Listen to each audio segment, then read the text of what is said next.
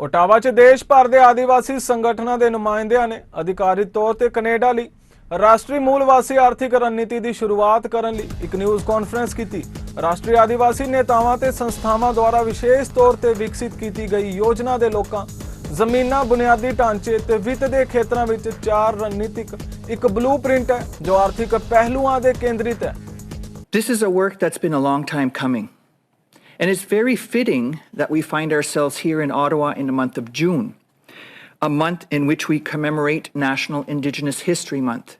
Because indeed today we are making history with the launch of the first ever Indigenous-led, Indigenous-driven strategy for economic reconciliation.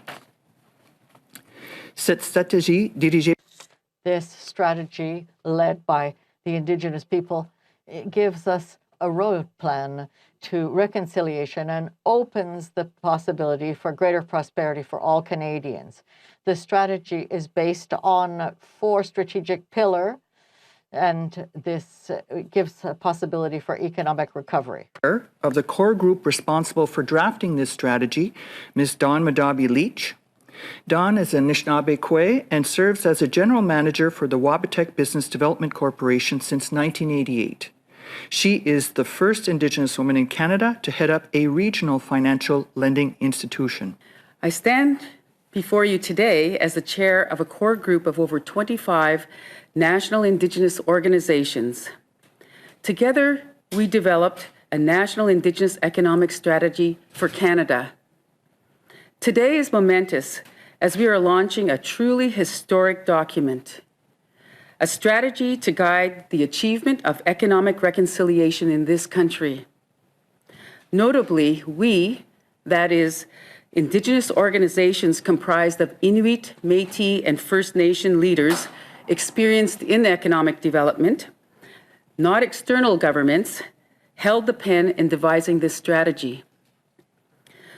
Why is it important that Indigenous organizations drafted this strategy? Well, on one hand, no one knows our people better than we do. Indigenous peoples in this country are diverse, with distinct languages, cultures, and regional economies. Our peoples also possess a collective right to self-determination protected by the UN Declaration on the Rights of Indigenous Peoples. We also know we cannot prescribe a single solution or one specific set of actions for our peoples. On the other hand, we require a shared overall direction to move toward economic reconciliation.